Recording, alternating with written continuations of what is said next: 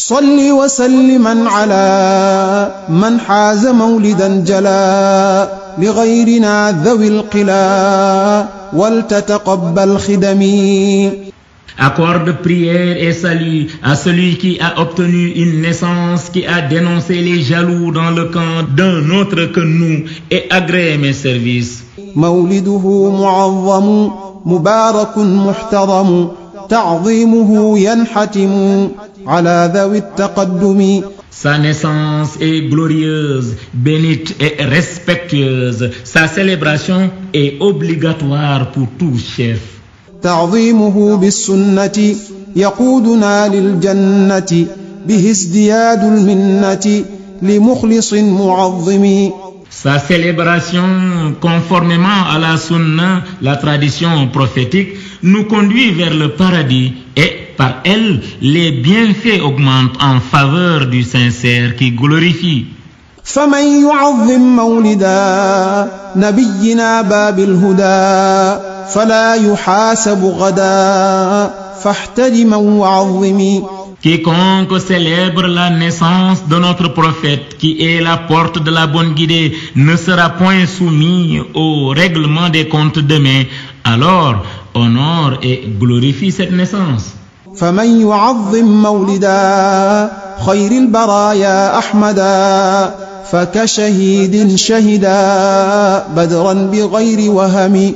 Quiconque célèbre la naissance de la meilleure créature, en l'occurrence Ahmad, celui-là est comme un martyr ayant combattu à Badr, et ce sans illusion. فكل من أنفق في مولده المشرف مالا بغير سرف ولو بقدر درهم. Quiconque fait une dépense à l'occasion de la célébration de son honorable anniversaire en bien sans gaspillage, fût-il l'équivalent d'un dirham, فإنه كمن حضر يوم حنين وصبر ويوم بدر ونصر خير الورى مفهمي.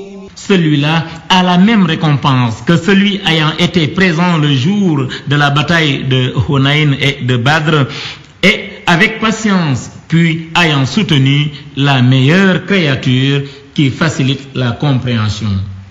فمن يعظم مولدا نبينا باب الهدى فلا يحاسب غدا عند الحساب المفحم.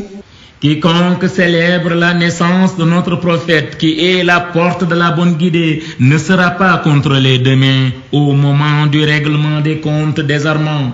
فكل من قد حضر مولد أفضل الورى معظما مبشرا بسكر أو لحم.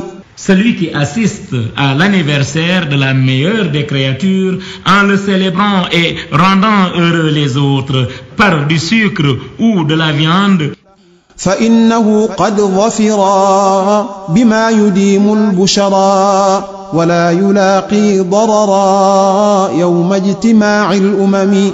celui-là bénéficie certes de ce qui pérennise la joie et il ne rencontrera pas de malheur le jour du rassemblement des communautés. فمن طعاما هيأ لمن له قد قرأ مبجلا فخبأ خيرات أهل الهمم. Quiconque prépare un repas pour celui qui chante ou lit un texte liturgique pour l'honorer réunira les bienfaits des gens doués d'une force de décision spirituelle. ومن على شيء قرأ مولد سيد الورى تبركا فسيرى نموه بالفدغم. Celui qui récite des panégyriques lors de la célébration de la naissance du maître des créatures sur quelque chose pour se loindre, celui-là verra pour cette chose un essor de plus en plus béni. وإن على ماء قري مولد خير البشر فالشرب بالمطهر يكف كيد المرغم.